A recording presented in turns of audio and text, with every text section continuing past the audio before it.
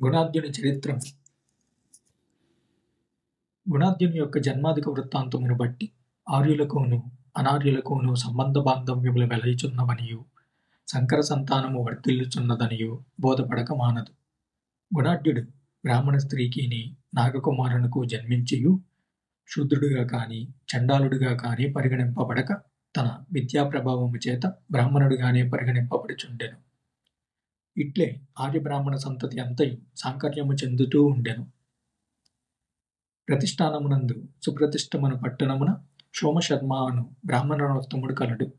అతనికి వత్సుడనియు గుల్మకుడనియు ఇరువురు పుత్రులును శుతార్థ అను ఒక పుత్రికయును కలరు.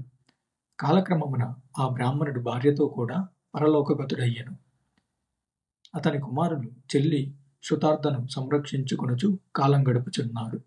శుతార్థ ఆకస్మికంగా గర్భము కలిగెను.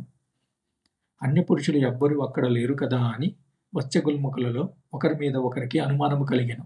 అది కనిపెట్టిన సోదరులను సమీపించి అన్నలతో శుతార్థ ఇట్లు పలికెను: అన్నలారా, నా విషయమై మీకు పాపశంక వలదు. నాగరాజు వాసుకి తమ్మునికి కీర్తిసేనుడని కుమారుడు కలరు.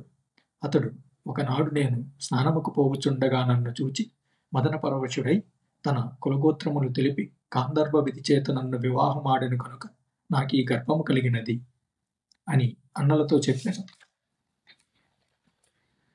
అంతటా నాగకుమారుడు అక్కడికి వచ్చి వత్సగుల్మలతో, మీ చెల్లెలు పూర్వజన్మమున ఒక అప్సరస శాపవశమున నెట్టి జన్మ ఎత్తినది. మీరును శాపము చేత భూలోకమున జన్మించిరి. ఈమెకు పుత్రుడు కలుగును. అంతటితో మీ ముగ్గురకు శాప విముక్తి కలుగును అని చెప్పి నాగకుమారుడు అక్కడి నుంచి వెళ్ళిపోయాడు. పిమ్మట కొన్ని మాసములకు ఆమె పుత్రుణ్ణి కలిగెను. ఆ వెంటనే ఆకాశవాణి, వీడొక ప్రథముని అవతారము బ్రాహ్మణుడు, వీని పేరు గుణాఢ్యుడు అని పలికెను.